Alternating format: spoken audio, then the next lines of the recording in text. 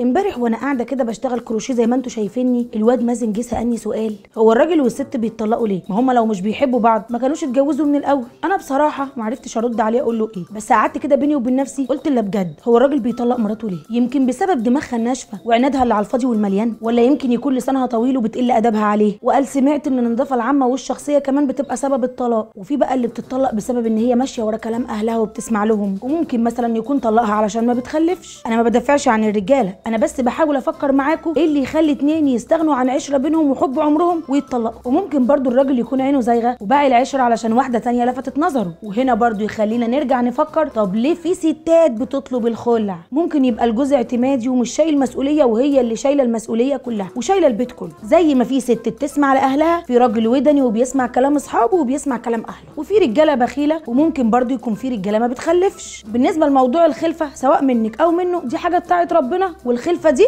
نصيب ورزق. اللي عايز يكمل يكمل، واللي عايز ينفصل ينفصل، بس العشره اللي بينكم ليها تمن، وكل واحد ليه نصيبه في الدنيا وليه ال 24 ايراد بتوعه وبياخدهم. ممكن يكون ربنا كريمكم انتوا الاثنين بحاجات تانية غير الخلفه انتوا مش شايفينها. كده كده ربنا محلل الطلاق، بس الطلاق ابغض الحلال، بنلجأ له بقى لما يبقى اخر حل ومش عارفين نحل خالص. ما تستسهلوش الطلاق يا بنات، وخصوصا لو في اولاد.